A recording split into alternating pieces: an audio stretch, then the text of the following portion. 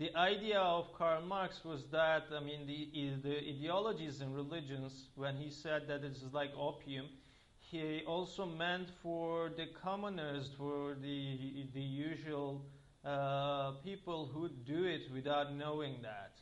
And that's how they buy into that. Well, I mean, they're not conscious. False consciousness, by that Marx meant that. And they do it, they don't know it, and that's how the ideologies and religions function in the society and in capitalist society. And capitalist society is predominantly religionized anywhere in the world. All the religions have been appropriated and have appropriated reciprocally capitalism. All of them. And the Marxian trick is the fact that you have to, even when you do it, you have to be, you shouldn't be, well, that term would apply here, woke. So that could be like, from a Marxian view, do it but know it. So just go, don't betray your desires, go to the grocery and buy that product, but don't buy the ideology. That would be the Marxian trick. And well, I mean, this is not a communist society. Even when you go to China, there's still the mode of production is not different from the capitalist mode of production. So there's not that's not the utopia. There's no, well, there might be the only the only condition would be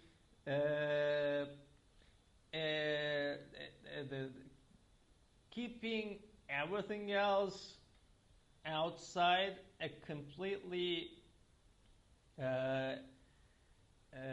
isolated, let's say, space where there might be a few, I don't know, food, vegetables or something, and you do it yourself, and just like the good old I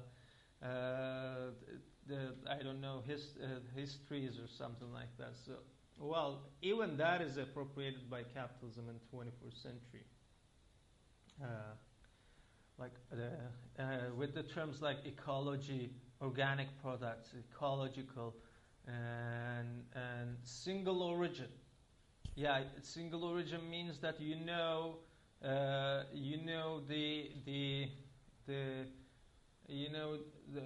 whoever has just produced that and wherever, whatever. That means that it's written on the pack that you're buying it. So even that is an ideological sign that the buyer is conditioned in capitalism. You have to pay more because, I mean, if you are buying something that is single origin, which means that you know where it is from. Unlike, there's a packet says that, oh, this was packed here, but before it was packed here, it was gathered somewhere else, but it was gathered, and then through some means it went somewhere else, and then packed somewhere else, and then it went there, and there. You have no idea. And it doesn't say anything about the origin or something like that. But yeah, even that is appropriated by capitalism. Whatever. And where did I end up? Here.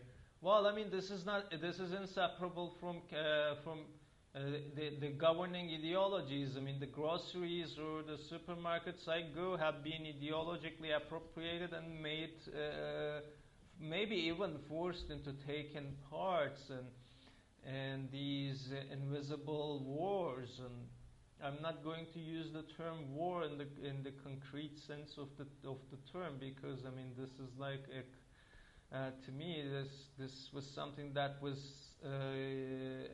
already forecasted and even staged for a while. And I wish I was not conditioned in the midst of this.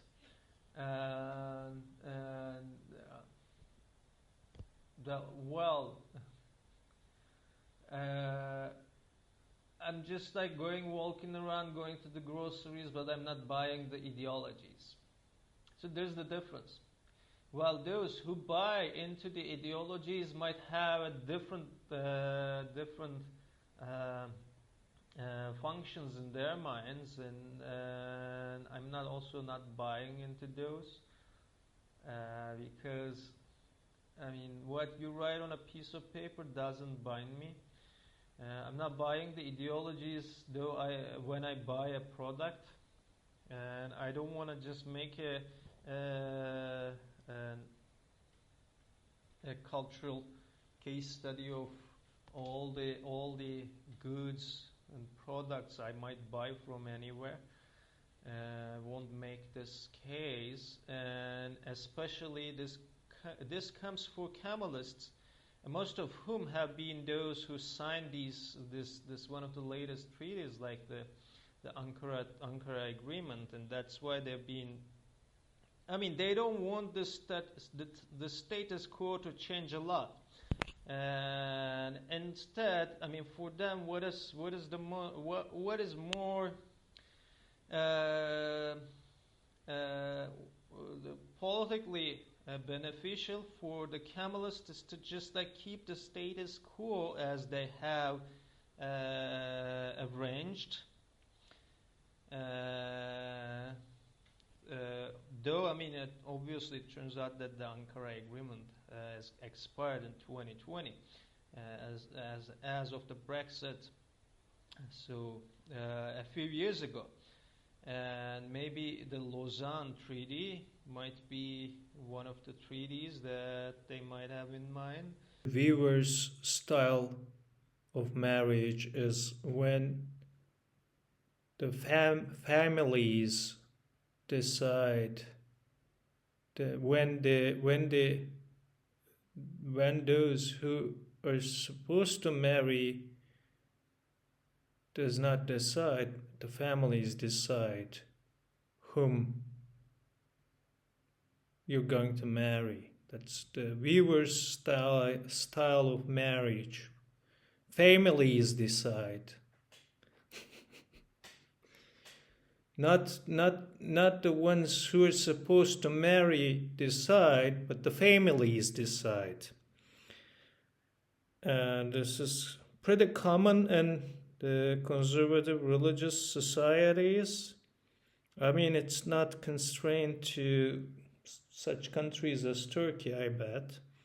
I think that's also common in the conservative Western societies as well. The conservative strands of the societies, if not all the societies, but the conservative strands in communities, families might decide, well, even in the upper, that might be even more common in the upper classes.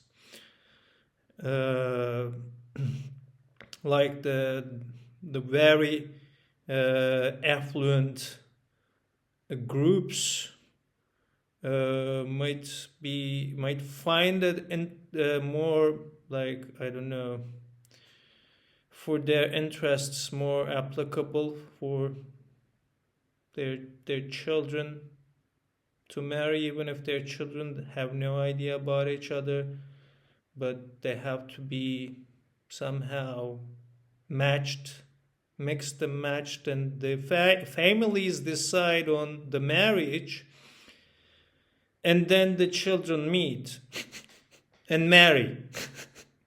It's like, well, Daniel Dennett was in his video lectures was talking a lot about the question of the free will. In these instances, the free will is exactly what he's saying in the Closer to Truth. Those videos, they're like about 10 to 15 minutes each, and in two of those videos, and in one of his later lectures, is just saying that if you just say that this is what you're supposed to do, and you're free as long as you do this, and there's only one option or something like that. Okay, you have to marry, but freely to to this woman or to this man or whatever. Well, it's like voluntary servitude. Voluntary servitude to the chosen, picked up, let's say, marriages or something like that. Well, there's no free will, of course. I mean, they're married even before they met, because all these marriages were arranged among families. Families arranged these before the husband and wife or the I don't know, their children meet. So the marriages among the families, not among those who get married. So it's just, that's called, there's a term for that in Turkish, but I'm not going to use the Turkish term, but I've just translated the term into English, which is, I think, a fine term, the viewer's style of marriage. The viewer's style of marriage. Well, I mean, they might, just maybe they might have seen each other or something, but I mean, that's, in the most conservative sense, virtually almost all of the viewer's style of marriage cases, they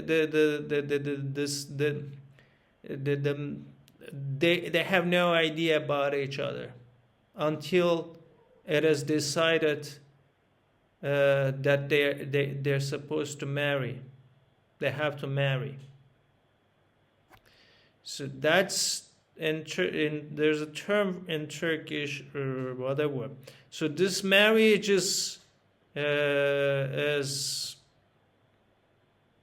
realized before the marriage. So marriage before the marriage, because the marriage is cultural there, and no one needs. I mean, probably they only need just like a religious authority have to just like confirm the marriage that was arranged by the families. Maybe long before that, months and years. The marriage was already arranged among the families long before the children meet. Well, there's a term for that. You don't need science for that as a cultural knowledge. There's a term for that. There's no need for science to make science. That marriage is just arranged, you know. But you have no idea about whom you're gonna marry. The families decide on that. The families decide on all these things, that you have to trust the families. In this town, they say the meal does not turn with carrying water. Why? Because there's water. You just carry it, the meal does not turn. Why? Because there has to be water all the time.